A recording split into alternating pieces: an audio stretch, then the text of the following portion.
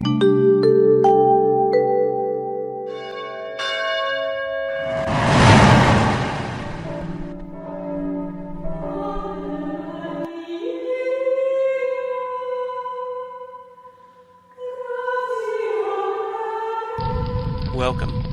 I'm Sebastian Mahfood, and you're listening to WCAT Radio, the on-air wing of En Route Books and Media, bringing you the dulcet sounds of Catholic wisdom.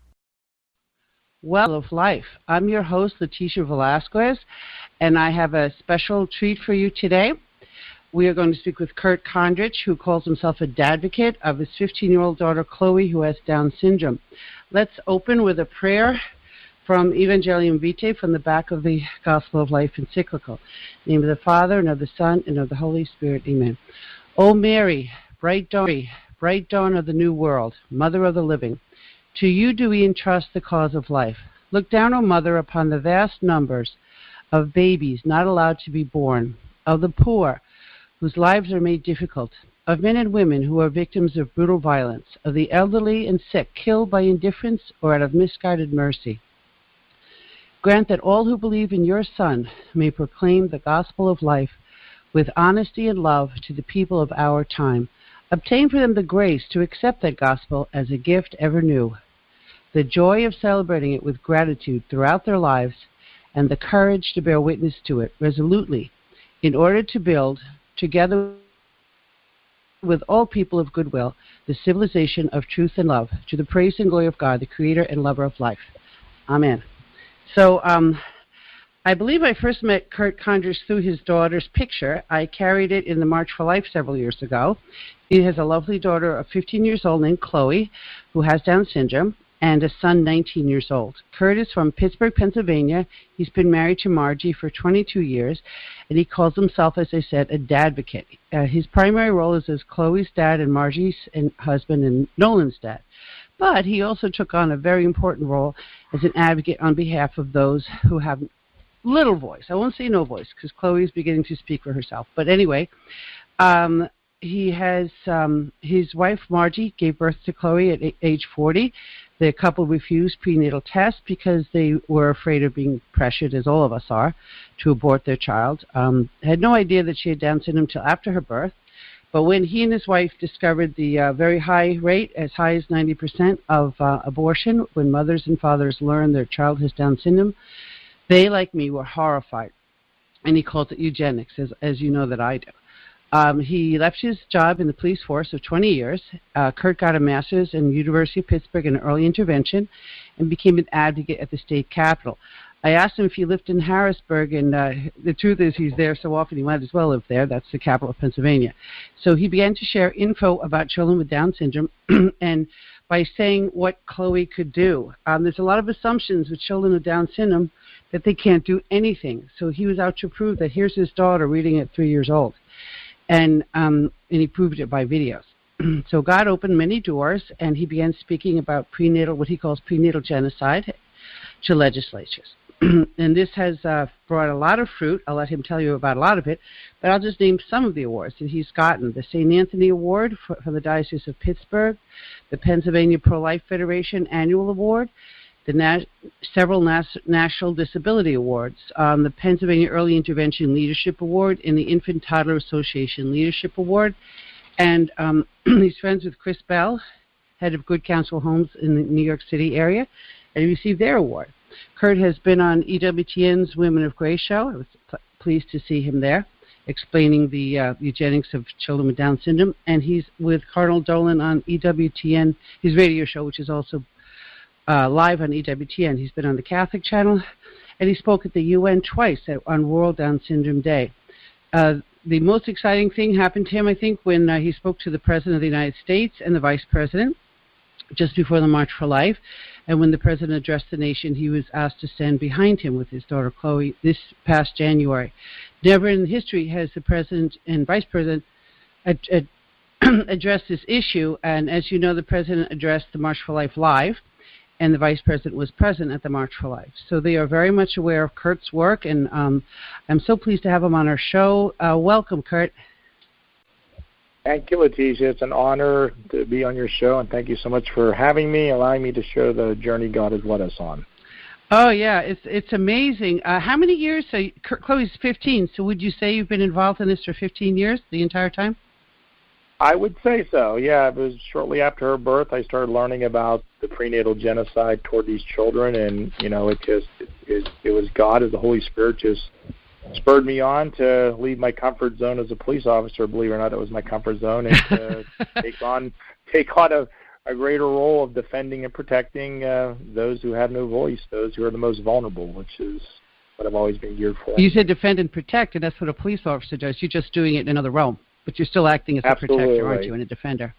So where did you find out about the genocide of children with Down syndrome, unborn children with Down syndrome? Where did you find out? Did you read it somewhere? Well, after Chloe was born, it was kind of negative reception at the hospital on that and other things. And then so I just started reading, and I started connecting with other parents. And through connecting with other parents, I learned from the ones who did have the prenatal test that I said, well, when you had the test and it came back positive for Down syndrome, what were you advised? And every single person I dialogued with or spoke to, and I did it via email, I connected with a group down in New Zealand called Saving Downs, and every single person relayed the same story, that once they received that prenatal diagnosis, they were encouraged and almost to abort the child, to get rid of the child. You're talking about our friend Mike Sullivan, right, Kurt? Yes, Mike Sullivan, awesome guy. I got to meet Mike and I worked together through International Down Syndrome Coalition for Life. He was in on that in the very beginning. So it was the internet, right, that helped you connect to a lot of these parents. Yes, and even like our support groups here in Pittsburgh and that, just talking to people. And like I said, everybody had the same storyline that, they were focused on the child's disability, not their abilities, and they were pressured. I say these kids were identified through prenatal testing, then they were targeted, then they were eliminated. And I just, like I said, as a student of history, it's something I just couldn't sit back and be quiet about. So. Neither could I. That's what spurred me on, too, to become a writer in 2006. Somebody had to do something, and the Lord said, how about you? Well, Dietrich Bonhoeffer, during the Holocaust, who spoke out, he one of his sayings is something I hold very dear to myself. Silence in the face of evil is evil. Not to speak is to speak. Not to act is to act. Absolutely. And John Paul says something very similar, that all of us are involved in the culture of death. We're all in it, whether we like it or not. The culture of death is what is killing our children, saying that my convenience trumps that of the weaker person, whether that be an elderly person who's sick, a handicapped, a special needs person, an unborn person with disability, or even a poor person, that my needs come first, to the point of killing someone. I mean, that's the ultimate selfishness, and it's the blight of this age that has the ability to save lives, but uses that technology to search and destroy. So that is a modern Holocaust. I agree with you 100%. Pope Francis recently called it a Holocaust with white gloves. I love that term because it explains how they're able to hide it under the guise of quote-unquote healthcare. Women's health, right? Well, women's health. Yes, women's health, killing a child. Doing an act that is the most foreign, the most derogatory act a woman could do, killing her own child.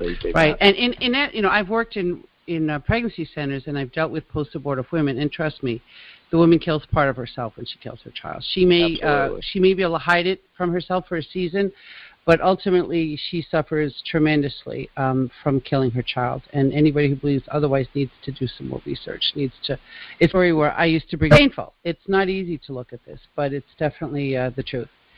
It is the truth. I told a story where I used to bring my infant daughter, Christina, with Downs, to a baseball game right behind my house, my daughter's softball games. And I was made unwelcome because there was a mother who had just aborted a child with Down syndrome and couldn't stand the sight of my child. So our very children, the beauty of them is an offense to people who have unfortunately chose abortion. So it can cause a lot of grief to those people, but we hope to bring healing. We're not here to make anybody miserable. We're here to bring our children's beauty to light and thus save more lives, right? Amen. And Amen. But it gets ugly, Pardon? It does, but it's it's the truth, and the truth has always been ugly. I mean, when you're hiding from it. The truth will set you free, but you have to welcome it. And if you hide from it, then the truth can be an enemy. And that's why people like me in liberal Connecticut have tried subjects in the legislature. But God bless you. You were able to make headway in Pennsylvania. So what's the first accomplishment you said you had in your advocacy way back? Well, I started advocating. Well, no, it's not me. It's God using me. I always say I'm the instrument. He's the master craftsman. I stay obedient and available, and he uses me for his kingdom. Amen. That's what I'm here for. I'm the instrument for that. But, I began advocating early on for services for children, especially the early services with Down syndrome or disabilities. And the way I approached that in a bipartisan way, I said, there's a difference between championing yourself as being, pro-life or just pro-birth. And legislators who would cut funding to these programs, I would challenge them to say, well, if you're pro-life, then life is from conception to natural death. And if you don't implement things that defend and protect our most innocent, vulnerable people, then you're not genuine pro-life. You're pro-birth, but you're not funding the programs. And I would tell the other ones who would say that they were very big on inclusion and all this other stuff, I'd say, well, that's great, because what's happening to our kids is the ultimate form of prejudice, the ultimate form of profiling, the ultimate form of discrimination, hate crime, bigotry, exclusion. Right, exactly. And they would latch onto that. They would, and so I'd say what God used me for early on, I would say Pennsylvania is probably one of the absolute best funded early intervention states in the country, and it was bipartisan, but it took a lot of legwork. It should be bipartisan. It should be, of course. It doesn't. It doesn't resonate that way, but that was something that God, and it helped to establish that foundation for being pro-life.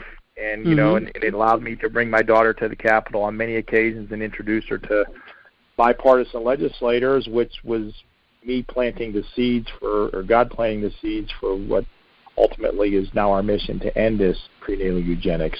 So through that... It's less challenging where you started because it's an easier place for people to join from both sides.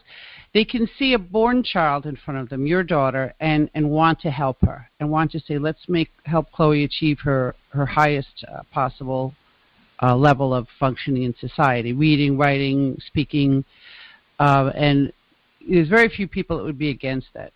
It's a harder position to oppose. So you became known for doing that. I see you got those couple awards, the National Infant and Toddler Award and the Pennsylvania Early Intervention Leadership Award. So that's how you gained a platform, so to speak. Yes, I would say exactly. The foundation, and also, everything in life is about relationships and communication. I was able to, make those connections that God would ultimately use me to do legislation, which, would help to slow down and hopefully eventually stop what's happening with the prenatal genocide against our kids. That's beautiful. That's beautiful. So then they respected you, and when you started talking about prenatal diagnosis and abortion, did that change? Yes. It did. It did, because they would listen, because I established that credibility. I established that, that I was for not just the birth of children, but also for the whole life of the child. Mm-hmm, mm-hmm. And, and I would ask even what legislators who were pro-abortion, I would question them. I'd say, well, prenatal testing is advancing. I said, can you explain to me what's going to happen after we have a prenatal test for autism? How about depression? How about one for baldness? That's right. How about one for brown hair and brown eyes? How about, I have a niece who has dwarfism, who's a very beautiful, successful businesswoman. I said, what if we have prenatal tests for that? I said, that's great. You made them answer. You made them answer the question. And they couldn't answer the question. So it made of course they can't answer because it's terrifying. Right, and it made them uncomfortable. And so that I just came, honestly, I came up with this idea probably late at night. I was just writing some stuff down on a legal pad. I said, this was my next step. We need a law in Pennsylvania that will mandate health caregivers give positive, factual, supportive information once a prenatal test comes back for Down syndrome, as opposed to just encouraging them to abort, was what we were hearing. Right, because you and I both interviewed people who were treated horribly.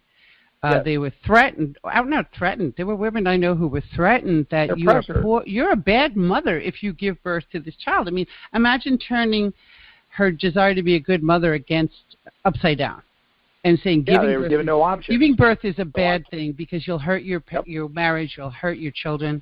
Yep. So I guess Nolan had a lot to say about that, huh? Yes. About how Chloe has hurt him. I'm just saying that ironically. No, my son's 19, and from the day Chloe was born, has loved and adored her. He's the one that taught her to read. Chloe was reading at age 3, and actually always kid people reads better than most of the cops he's worked with. She's, Nolan is the man he is today because of his sister. He has love. He has empathy. He has compassion. That's right. He's the type of teenage young man that you hope your daughter meets someday. I'll just say that. Oh, well, maybe we can arrange that. He's a good man, but, that advocacy, and Nolan was part of that. Margie was very instrumental in that. We just kept planting those seeds. And the one night, like I said, I came up with this idea. So we need a law in Pennsylvania. Ultimately we want to end this genocide, but I thought just a law that will start educating people after prenatal diagnosis.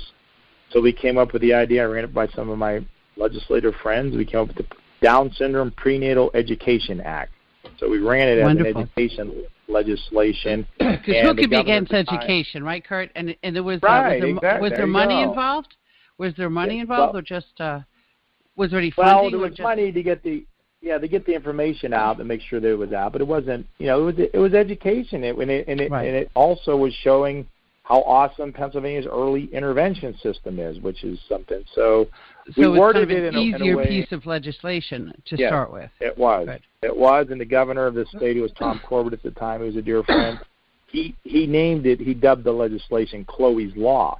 So what that did is it put a face on it, and so Chloe and I just made regular trips up to the Capitol, went around advocating and pushing for support and passage of this legislation, and I can say, proudly through the grace of God that in July of 2014, the legislation began. We've been advocating in the fall of 2013, and in really like 8 months, which is unheard of in Pennsylvania or any state. Oh no, anywhere. It made it through the House, made it through the Senate, was up for vote, and it passed 50-0 in the Senate and 196-4 in the House. And the governor signed it on his desk and allowed Chloe, her little friend Alex, and a couple other friends to sign the law on his desk, and it was a beautiful moment in, I would say, human history, that a group of kids who the cultural mandate for perfection is systematically wiping out were able to successfully advocate for legislation that would help defend and protect them from what was happening. It was beautiful. Amazing. And how was it received by the medical community, Kurt? Well, there was some pushback, but it was, by some doctors, but other ones, they embraced it because now the facts are getting out there, and I think a lot of them are just ignorant on how well people with Down syndrome are doing. And people like you and me that are advocating through the media, like I have a friend in Hollywood that helps get people with Down syndrome in films. That's part of the way that we help doctors see, indirectly. And the public in general, that people with Down syndrome can do many things. I don't know if you remember the show Life Goes On with Chris Burke. Oh, he's absolutely, a local hero to New Yorkers. We call him the mayor of Long Beach. And Chris Burke was that kid with Down syndrome in a show with Patty LuPone, a sitcom in the 90s. Yep. And it was my first introduction to people with Down syndrome. And the very theme, Life Goes On, is, I have Down syndrome, life goes on. In other words, it's not the end of the world. No, so we need more and more Life Goes On, because there was a big gap between Life Goes On and now some of the shows we have at A&E as the show Born This Way, and you're seeing children with Down syndrome in Target catalogs and in different advertisements. TV pageants. We met Michaela. Yeah. It's awesome. Oh, she was an American. Which pageant was that? A young lady with Down syndrome. It was Michaela Holgram, and she was Miss. Oh gosh, I forget. But was it Wisconsin? A state. Or whatever? She had a state title. Yes. Beautiful. Yeah. Yeah. So now we're starting to see them out there. So that'll let doctors know that their information, if they went to medical school 30 years ago, and their idea of Down syndrome is somebody who is institutionalized for the rest of their life. I mean, the history of our country is very sad in how people with disabilities were warehoused and treated. So we're starting to see a change.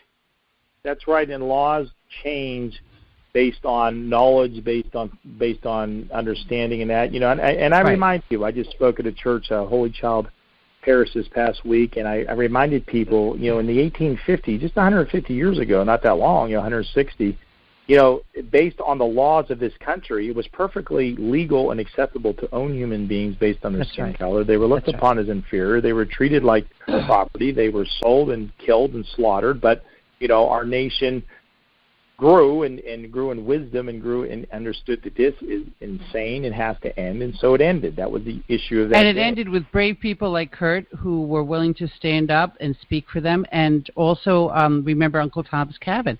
That was the first piece of publicity for the abolitionist movement where the cruelty of slavery was shown. So we are showing we try to show the beauty of people with Down syndrome, but sometimes we have to talk about the cruelty of aborting somebody based on their genes. It's that like kind of prenatal discrimination. It's the ultimate hate crime. Yeah, it's the ultimate hate crime. I mean, we talk about hate crimes in this country where certain individuals are targeted and hurt or beaten or killed because of a characteristic they have that's not desirable. Well, that's exactly what's happening. This is prenatal hate crime, prenatal bullying. This is ultimate discrimination there ever was because it's leading to death. So I was at a UN conference where an advocate for homosexuals stood up from Denmark, and he said, we believe that if there's ever a gene discovered for homosexuality, that it would be discrimination to kill an unborn child because of homosexuality. However, to kill an unborn child because of Down syndrome is okay. As my mouth was dropping open, he said, because everybody knows they have nothing to contribute. Well, Kurt, you can guess what happened next. I got up and I corrected that young man. But you see, that's the mentality, that people are worthy of life depending on what they can contribute. And it's wonderful to say that people with Down syndrome are functional and can contribute great things. But the simple truth is your daughter can read and mine can't, but they're both worthy of life. Whether or not they can accomplish things, they're still worthy of life. They're human beings. That's exactly right. They're valued by the mere fact that they're human beings that God created, and the Scriptures still. And as Christians, we say they are gifts of God, and they have a gift to give society. And sometimes that gift is very obvious, and your eloquent daughter that can speak to legislators and presidents, and my daughter who's just at 16 regaining her speech. She had a setback, and but there are ways that she can give. Beautiful young lady. Yeah, she's a beautiful young lady. She's a forceful young lady. And she's full of life and love. And it doesn't matter that she can't speak because, trust me, she has touched many a heart without that. So whatever their child's abilities or lack of abilities are, they have a right to life. Even if their life, in my book, A Special Mother is Born, some of the children live for days. Just that one little young lady lived in Novena, and she touched her family's life forever, and our lives through the book. So the point is that we shouldn't be judged worthy depending on not only our skin color, but our chromosomal makeup or our functionality. None of that, because sooner or later, Kurt, you and I could be pretty non-functional in our lives, and that doesn't give anybody the right to kill us. That's what I argue all the time. Is if we can eliminate somebody prenatally because the cultural mandate says they're not as high functioning, and we're all one accident, one illness away. I tell legislators when I meet them, I say, you're one accident, one illness away from somebody changing your diapers again. And I said, so if you become disabled postnatally, we just kill you. And that's given rise to the assisted suicide movement, which is a whole other topic, but it's a culture of death. The culture of death is that some people should die so that we can all live better. That's right. That's exactly right, and it has to stop. And, we will end it on this issue. I really believe it's very interesting that now, of course, since we've advocated for it, there's more research to help people with Down syndrome and their functioning. And one of the things that was brought up through the Lejeune Foundation, where we both attended a fundraiser for New York a few years ago, was that there's a connection between Down syndrome and Alzheimer's, since people with Down syndrome almost universally develop it. We didn't know this before because they didn't live long enough to develop it. But now that research and medical intervention is increasing their lifespan, doubling their lifespan, we're finding out that there's a tendency towards Alzheimer's. And this is a research opportunity which many researchers are seizing upon because they're saying, okay, what's the connection to the 21st chromosome and Alzheimer's? Maybe there's a cause there that we will find. And it was suggested that since the legislators are getting older, this may interest them even more. This is something they could be facing personally, and that Down syndrome may hold the key. So if we manage to stop focusing on how to detect Down syndrome prenatally so that we can abort them and focus on enhancing their lives as they live, then maybe we'll help those who have Alzheimer's but not Down syndrome. We'll all benefit from the gift of life in many ways. We just have to stop focusing on death. I wish, the week that my book came out, October 2011, is the week that prenatal testing increased with the non-invasive prenatal tests. It was called Maternity 21. That name really cuts me through the heart. Maternity 21 takes a blood sample from the mother, very non-invasive, in about 8 to 10 weeks, and it basically counts the chromosomes. So if there are extra 21st chromosomes and mom doesn't have Downs, then it's obviously the baby. And so that way, they say it's a 99% accuracy rate, but it's only a screening test. The mothers are supposed to go on to either CVS or amnio, but since they claim such a high accuracy rate, many mothers will abort just based on this test. So this has been really a blow to the heart for those of us who advocate for people with Down syndrome, because obviously the rates of abortion are going to go up. Well, based on earlier detection. It's pushed me to drive in harder to end this. That's just the way I look Absolutely, at it. It's a sense of urgency. Believe it or not, the New York Times focused on that with Dr. Acosta, who has a daughter with Down syndrome. He's a Down syndrome researcher I've been able to meet.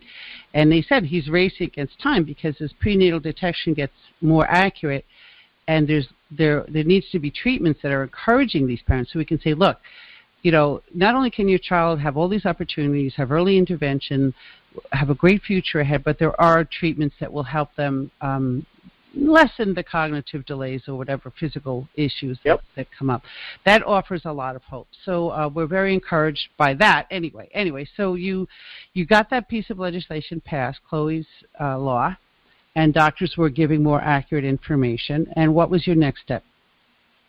Well, then we just continued the advocacy, continued getting the word out, and then I started making more connections, and then a little over a year ago connected with the Pennsylvania Catholic Conference on some things. They've been amazing supporters of what we do, and we met with Bishop Gaynor, who's the Bishop of Harrisburg, where the state capital is, and we're speaking to him, and him and the Pennsylvania Catholic Conference and that came up with the idea that, in Pennsylvania we need to take it the next step further and work on legislation to actually ban aborting a child diagnosed prenatally with Down syndrome under the whole auspices of how we have a law in place that prevents you from aborting a child in Pennsylvania based on the sex of the child. Mm-hmm. So currently we are actually working on that. We are we have legislation in Pennsylvania right now that will ban aborting children with Down syndrome. It's under a disability discrimination type of law. And so, we spoke at the Capitol about that, Chloe and I. We had a big event up there. Karen Gaffney, who's a world-renowned. Sure, I saw her speak. Yeah, she spoke at our Pennsylvania Capitol. We've had other people up there, and so far as an update on the law has successfully passed the House. We have, unfortunately, a pro-abortion governor, but it passed our House with a veto-proof majority, and right now we are working to get it through the Senate. It has enough votes to pass, but we want to get that veto-proof majority so that hopefully, in the fall, this will become legislation in Pennsylvania, and we'll. Wow! And what are your odds? Do you have any idea how many senators support it? Yeah, 50 senators. Well, it's not quite there yet. We're working on it, but our odds are excellent because God's on our side. That's there you go. Wonderful. What were David's odds of taking down Goliath? Not too good on paper, but nope. That's wonderful. But, I love your optimism. That's fantastic. I wouldn't even try something like that in Connecticut. Maybe I need more optimism. Why not? Why not try it? I mean, the thing is, it can be done because it is. It represents the ultimate form of discrimination, prejudice, and it's just a lot of work, and it has, but it can be done. It can be done. And we're going to change the culture. I really believe that. I really believe that this issue of prenatal eugenics, prenatal genocide, is the issue that will end abortion in this country, and it's going to end it through love. Because people see our kids, and they see our individuals, adults in that with Down syndrome. And I spoke at the United Nations about this. I said, when's the last time you picked up the paper and read that an individual with Down syndrome was in a suicide bomber, was on a was selling heroin, was bullying somebody, was starting rumors, I said they don't. I said, they have a purity and innocence and unconditional love that all of us should be striving to have. Absolutely. And I actually wrote a short article one time. I said that Adam and Eve had Down syndrome until the devil stole the extra chromosome, and we've been going downhill. Oh, that's funny. That's very interesting. Or I've heard a meditation, what if the world were run by people with Down syndrome, what life would be like. Yeah, absolutely. A lot more hugs and a lot less hatred, for sure. My daughter does not discriminate on disability, sex, orientation, political party, race, they don't political care. party, no. Nope. And I just want to quote a little bit from St. John Paul II's Evangelium Vitae, where he talks about prenatal diagnosis. He was with us back in 1995 before we were even in this movement. I was newly married, but I did not have a child with Down syndrome yet. And he says, special attention must be given to evaluating the morality of prenatal diagnostic techniques, which enable the early detection of possible anomalies in the unborn child. In view of the complexity of these techniques, an accurate and systematic moral judgment is necessary. See, he's saying we have to keep up with technology, the church, and in your diocese, they certainly are. And he continues, when they do not involve disproportionate risks for the child and the mother and are meant to make possible early therapy or even favor a serene and informed acceptance of the child not yet born, these techniques are morally licit. So we're not against, you and I are not against prenatal diagnosis per se, but the way it's delivered, it becomes a way of influencing the parents to abort and scaring them. Yes. And that's really unfair, especially when a woman's vulnerable and she's pregnant.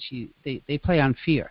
So by informing the parents, we're saying, well, it's fine to know you're going to have a child with Down syndrome so you can prepare. But it's not fine so that the doctor can tell you that this child will never walk, will never talk, that your children will hate you, your marriage will break up. First of all, a doctor has no business saying these things. That's not their field.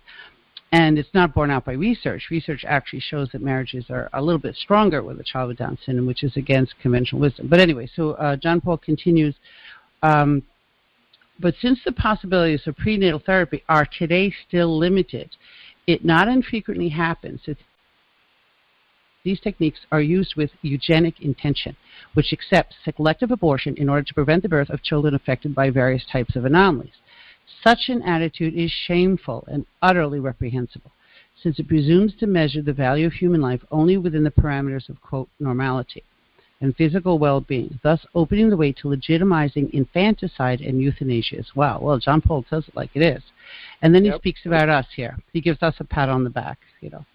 And yet the courage and serenity with which so many of our brothers and sisters suffering from serious disabilities lead their lives when they are shown acceptance and love bears eloquent wisdom to what gives authentic value to life and makes it, even in difficult conditions, something precious for them and for others. And this us specifically. The Church is close to those married couples who, with great anguish and suffering, willingly accept gravely handicapped children. She is also grateful to all those families which, through adoption, welcome children abandoned by their parents because of disabilities or illness. And that's the end of his quote. You may disagree that your child is gravely handicapped. Some of my friends who have children that are more life-threatening disabilities, and Down syndrome varies in its ability to affect. Many people don't know that people with Down syndrome have a 60-point IQ spread, just like the normal population. So not everybody's on the same level. So when doctors assume that a child with Down syndrome can't read or speak, they're making a gross generalization. But it's I've seen parents with children that require constant medical care that have had beautiful lives and learned precious lessons, which they have then shared with the world. And it's a beautiful gift to the world, beautiful sign of love, and a sign of contradiction to the culture that sees children as something that should add to the parent's life in terms of ego and sort of an accessory, like some of the Hollywood stars have a baby like they would get on a new fashion or a new purse or a new car, you know, because they don't really care for the child. They have staff for that, but they want to be seen in photos with this adorable baby. And we have to watch out that we don't have children for utilitarian purposes, for us. You know, Amen. The purpose of having a child is to give to them. Now, surely they give back, but you don't do it with that intention, because there are days that the giving is one way, right, Kurt? Absolutely. I don't know about you, but we got an extra dose of the stubborn gene. Yeah. And that's just in our family, never mind Down syndrome. Right. And it's, that's, as parents, everybody's always, I heard a pastor one time preaching saying that everybody's tuned into WIIFM, what's in it for me, not realizing that the purpose of the real love that is never portrayed on TV or the media is love that is servitude, is love that's helping others, is love that's sacrificial. That's agape love. That's what real love is. That's right. And it's the cross that Christ carried for us and said we must all carry our crosses. And St. Clair of Assisi, my daughter has this T-shirt I like. It says, love without sacrifice isn't worthy of the name. So, but the sacrifice is sweet when it's done with love. You know, perfect sacrifice is love. It's done with love. I think St. Paul says that. Perfect love can make it beautiful. And anyway, so that's fantastic that you got that legislation passed in Pennsylvania. So how did you get to the White House? I want to hear about that. We have about half of our time left. So you went from Harrisburg to Washington, D.C., which physically isn't a long journey, but politically it is. That's just God's hands. I mean, I write a lot of articles, and I was blessed that I was asked to speak at United Nations and stuff, and I guess there were people in the new administration, which is very pro-life, that caught wind of some of the stuff that I was doing and being used for. And I actually got a phone call out of nowhere back in beginning of January, and it was from the White House. And at first I wasn't even sure I thought it was maybe a crank call or whatever. Oh, yeah. Did it say the White House on your caller? I'd be like, no, it was in Washington, D.C., and this woman identified herself and told me she was one of President Trump's secretaries, and they would like us to be part of the of being present when the president addresses the March for Life in Washington, D.C. And, I was like, are you sure you have the right number? This is Kurt Kondrich you're speaking of. Yeah. Oh, wow. That's so we went down there. We went down there the night before. There was a small reception in the White House, Vice President Pence addressed. And we had met him up at Grove City College the year before when he was up there. And he recognized Chloe immediately. It was really cool. And he came up and was talking to her after. And and it was beautiful just to see, the connections. We saw Lila Rose there, who's with Live Action, who's done all those expose videos on exposing the true evilness of Planned she's amazing, yeah. So, and here she was a teenager with a tape recorder, right? Yep. Amazing, just to show you how God can use people who are and now she's this great big advocate. I mean, big in the sense of the size of her outreach is amazing. And then the next God day can was take the March any for of Life. us, right? No, exactly. God doesn't call the qualified; He qualifies the called. I use That's that right. as my favorite I certainly saying. found that to be true. Mm-hmm. Yes. And then the next day was the White House event, and we went through about 20 layers of security. Finally got it. We were walking up with the president's secretary, and we were in the Rose Garden. I saw these chairs there, and I thought, "Wow, this is great." I said, "We get to sit here and watch the speech." She goes, "Oh no, you're going to be up on stage with the president." I'm like, "Wow, really?" So we were standing up, and it's a true story. I actually have the picture. So we're standing up there, and the president walked by, and Chloe touched his arm, and he knelt down, and Chloe gave him a copy of her book, and he kissed Chloe on the head and said, "She's beautiful," in front of everybody. And then during his talk, this was a really neat moment. He's addressing the country and the world, and Chloe started pointing up in the sky. And she goes, I said, what do you see? And all the Secret Service guys were kind of looking around. She goes, I looking for a helicopter. I know. Or drone. And she goes, I see him. I said, who do you see, honey? She goes, I see Jesus. Oh, my goodness. That happened at the Life right there in front of the White House. That was an amazing, thing. And that's just, like I said, but I'll share with you, Leticia, this is the truth. After, when you're doing your best work on behalf of the kingdom and spreading light and spreading truth, the devil hits you like never before. Oh, yeah, I was waiting for that. You can't all be like Kurt. I know you've done so much, but the devil has to strike back. I had a really very sudden, unexpected job loss after that. The day after, it came out of nowhere, absolutely nowhere. Then the day after that, my father, who was my best friend and mentor and advisor and everything, my dad died the day after that. That was right after the White House, and so that was wow. And I know, and I'd already been lined up to speak at the United Nations and the law in Pennsylvania, all this other stuff. And I know it was the devil trying to stop me by utilizing those things, and I didn't let them stop me. And we're blazing forward because I know, number one, that's what God would have me do. That's what my dad would want me to do up in heaven. And the job loss, that's old history because God has better things planned. So it's been. He does. It's been, like I said, it's not easy. It's not easy, but you got to keep moving, and we will never stop. I spoke this week. I said I will not stop until this issue is settled. My goal as a advocate is that my children your children, our grandchildren will one day look at each other and say, I cannot believe that it was once legal in this country to kill unborn children. No different than children of the 1870s and 1880s probably looked at each other and said, I cannot believe that we used to own human beings in this country. Yeah. And that's my goal. That's the legacy. Yeah, I often say that it was a very brief time in this country after slavery, after we had the civil rights legislation in, I believe it was 67, and then in 5 years later we started killing unborn babies. I was like, well, we were doing it already, but on a national level with Roe versus Wade. I was like, we had 5 years that we weren't discriminating against somebody. Really? the freest nation on earth and the most wealthy nation on earth, and we can't let all our citizens live. It's just amazing. It's amazing. Here's another amazing way, you know.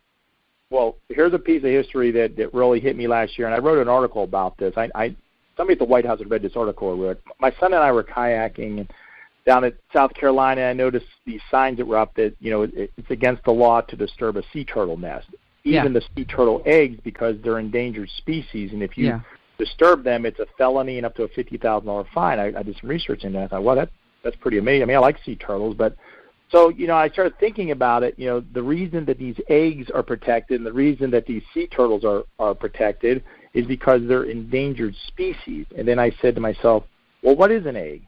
An egg is an unborn sea turtle. Right, it's an embryo.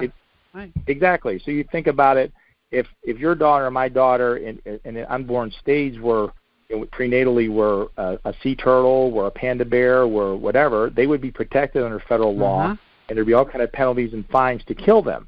Well, I would argue right now they are endangered species because the country of Iceland is in the last 7 years has killed every single individual with Down syndrome through eugenics. And let me point out that you cannot eliminate Down syndrome except by abortion, because it arises spontaneously in all different races and ethnicities. Absolutely. So the idea that they could eliminate all of them means that it's a constant program to kill them. You can't say, okay, we're done, and then just move on. You have to constantly do prenatal testing of every single child and abort every single child with Down syndrome. That's right. There's no secret to eliminating Down syndrome. It's a secret. It's eliminating the people who have Down syndrome. So it's genocide. Kind of like the Nazis. Yep, exactly. We're going to eliminate all Jews. Well, you know, you just they were still being born.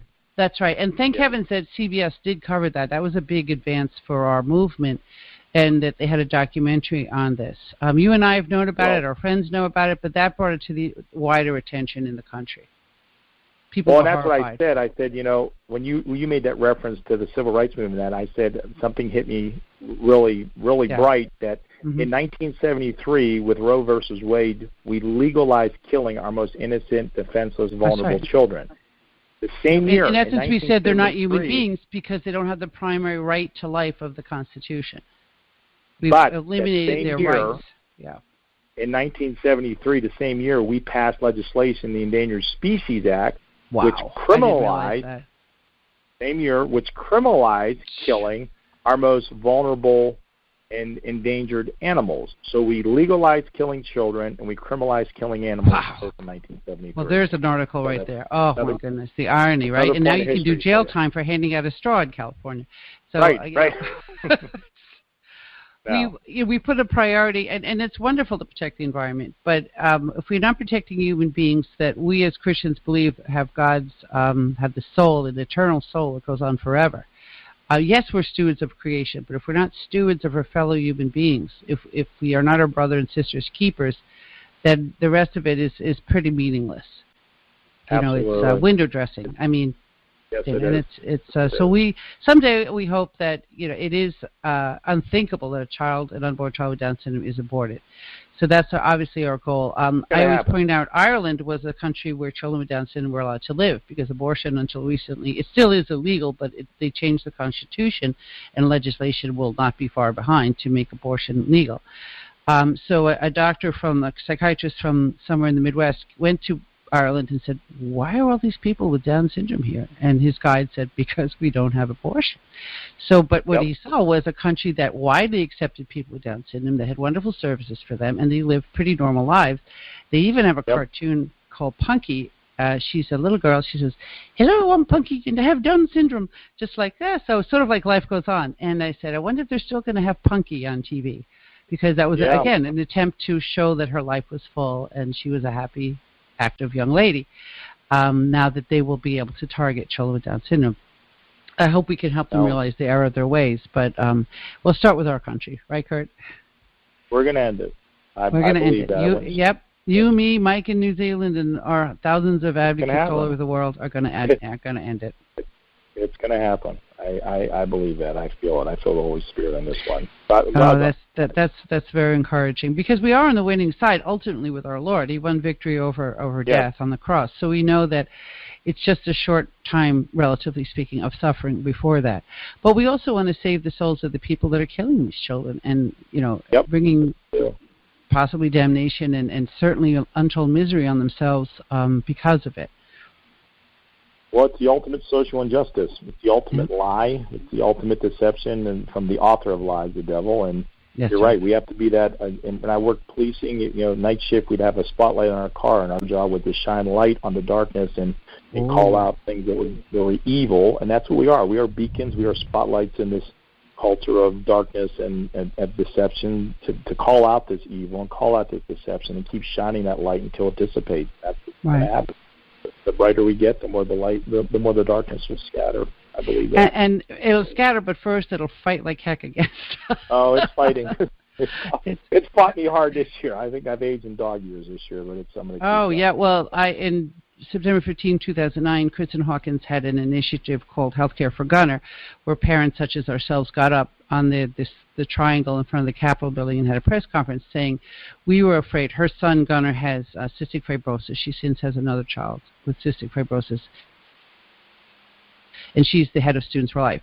So this Gunner voiced our concerns that national health care often targets those with disabilities as a cost-saving measure, and that's what Mike Sullivan is all about in New Zealand. He's an engineer from New Zealand who created Saving Downs, because in their national health care they pay for non-invasive prenatal testing. It's about, at least in this country, it's about $1,200 a test as a cost-saving measure. Now, there's eugenics. If you can kill a child with Down syndrome, you don't have to pay for early intervention later on and all the services they get.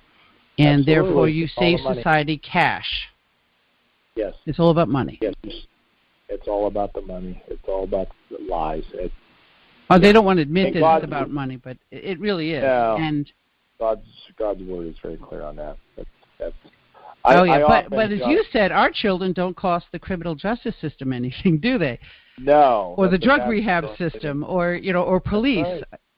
Unless they get lost, sometimes but they're not criminals. And that's one thing I said when my child was born. I said she'll never go to jail.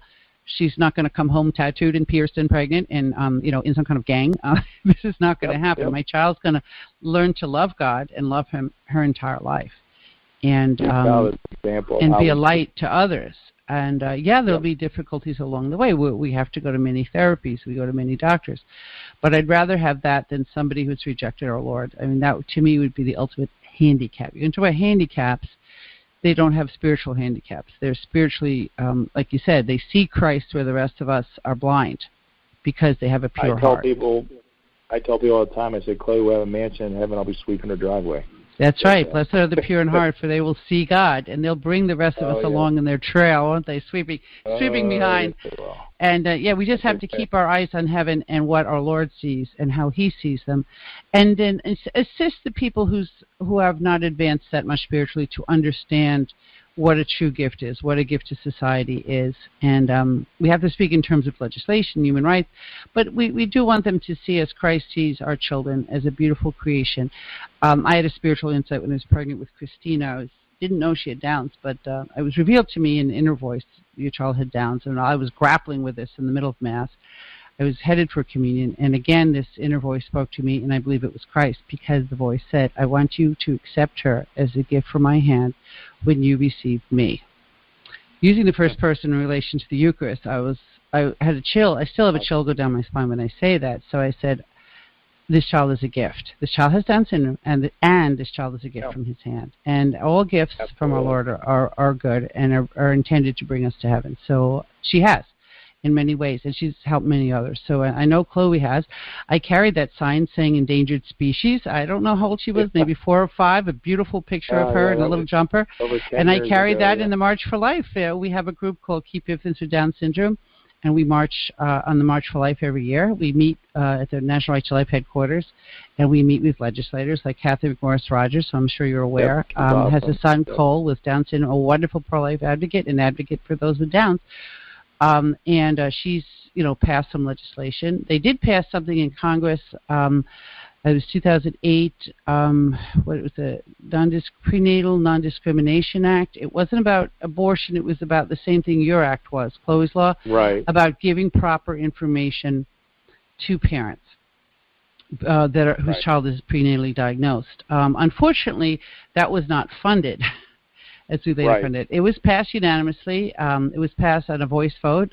Sam Brownback brought it up, and he is now. What is Sam? He's an ambassador to the not to the UN. Sure what position he's in now. But he was governor of Kansas after being a senator, and now he's just an amazing advocate for our children. He told me he read an article in the New York Times about the abortion rate. Written by Dr. Brian Skotko of Children's Medical Center, now Mass General in Boston, and he was shocked. And then he decided to do something. So that's a true statesman, is somebody who says, this is unjust and we must remedy that. But anyway, he continues in his advocacy. But what happened is, as a result, there was a booklet created by a company called Lettercase, Understanding a Down Syndrome Diagnosis. And the majority of it was very positive, good pictures of children. It was bilingual, and saying what these children could do. But unfortunately, and I'm sure you know what the bad part is of that booklet, it mentioned abortion as an option. And as you and I were stunned and dismayed, it's like, we finally got this wonderful booklet. They don't have to mention abortion. Everybody knows abortion is an option. This is not necessary. Why don't we just stick to the positive and encourage people to give birth? So, but it wasn't you and I who stood up against this booklet. It was the young adults or adults with Down syndrome who are self-advocates, as Chloe is soon becoming a self-advocate, who said, listen, I find the fact that you recommend abortion for an unborn baby with Down syndrome offensive. I am offended because it denigrates my value as a human being and my human dignity.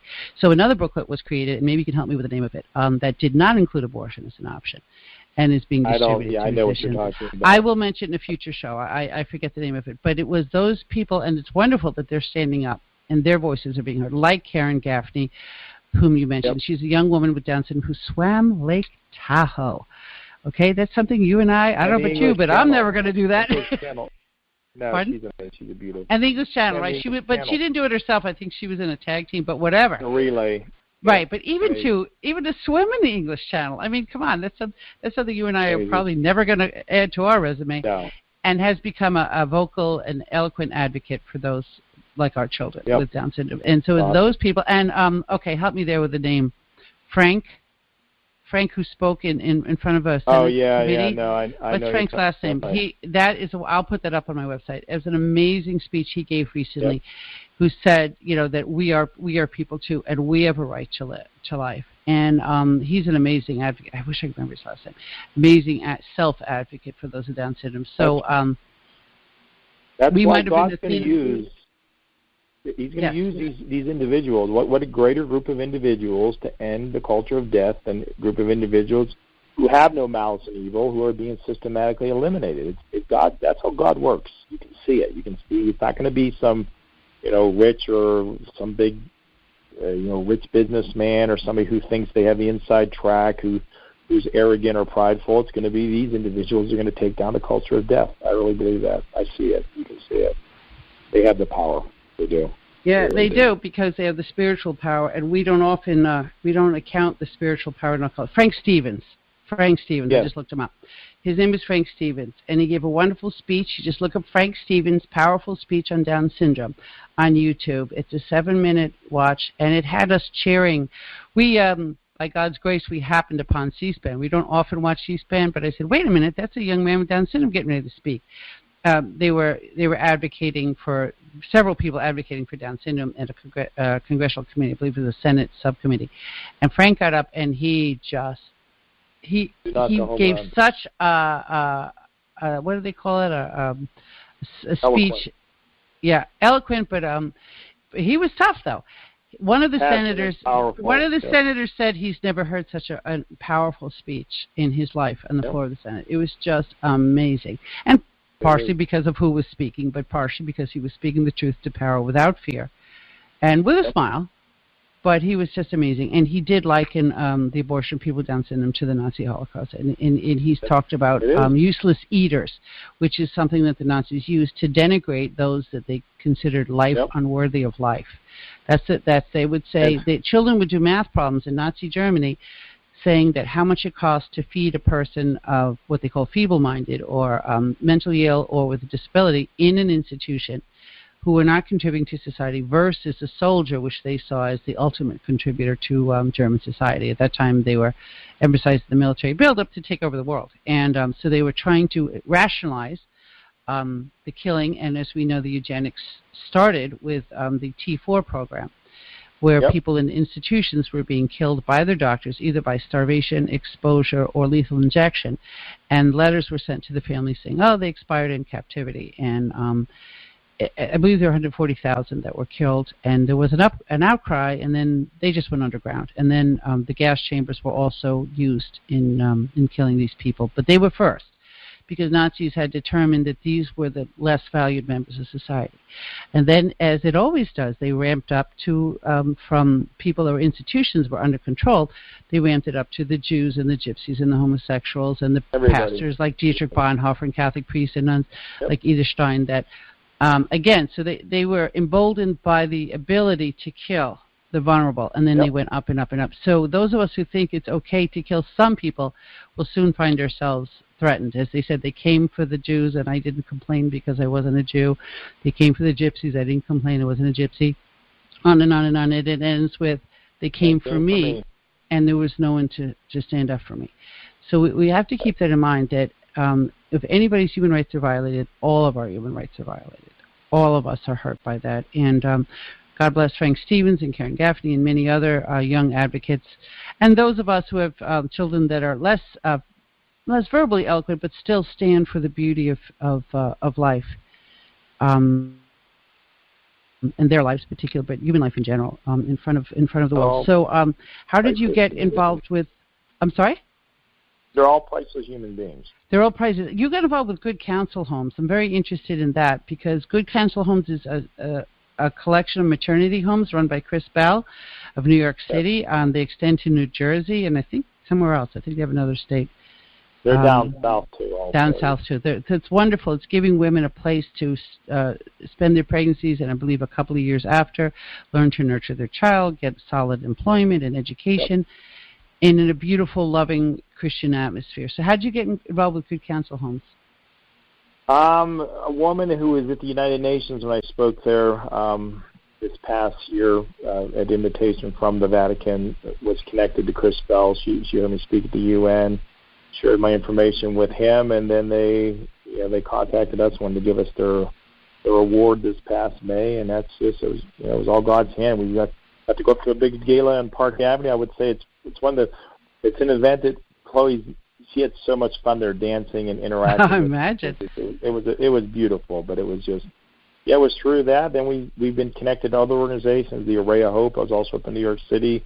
We're going to a big gala with them. I'm speaking at in October, and actually Chris Bell called me again to speak at another event of his this year. So it's God multiplying. If like I say, if you're obedient and available, he'll use you. He'll use you. And he will continue to use you. I just looked at the time, and I realized we have to wrap up. I definitely want to have another show after this gala. Will you promise to come back on and update us on your legislative and your social agenda with Down syndrome?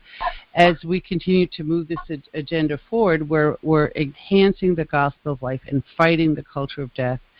Not only for people with Down syndrome, but other disabilities that can be prenatally diagnosed. I believe cystic fibrosis can be diagnosed, spina bifida, dwarfism. There are many different, and this will increase as science emphasizes killing and not cures. So who knows who's vulnerable? You had mentioned autistic children. I know Autism Speaks spends money on researching not only cure for autism, but how to detect it prenatally. And if, as with Down syndrome, they find prenatal detection before some kind of cure or treatment, then that puts those beautiful individuals at risk. We all want, our children to live the fullest lives, but first they have to live them. Amen. We can't kill somebody based on their disability. And I thank you, Kurt, for coming on. Like I said, we'll be back with you in a couple of months and see what you've accomplished and what God has done through you. And we ask God's blessings on your family and on our movement, the pro-life movement in general, but the movement of advocacy for those with special needs that are being targeted by the culture of death, because they remind all of us not to value one another by what we can do, what we look like, and how we behave, but that we are children of God. We are precious gifts of life for society with a unique purpose. And what a blessed society we would be if we would welcome these children with open arms and say, what have you got to show us? What has God brought you here for? And then discover that in our own lives. I think that would be an America that we could truly, truly be proud of. I'm proud of my country, don't get me wrong, but I love her too much to allow her to be so unjust. Just as the abolitionists did. They loved America, but they said, I'm going to fight for America. I'm going to fight for a country that loves, welcomes children into life and embraces them and gives them the greatest ability to flourish and develop. So thank you, Kurt. Thank you for my listeners, and we'll see you next week on a new episode of Living the Gospel of Life. Thank you. God bless. Thanks. We hope you enjoyed the program and will join us back for another show on WCAT Radio. This is Sebastian Mahfood. Good day.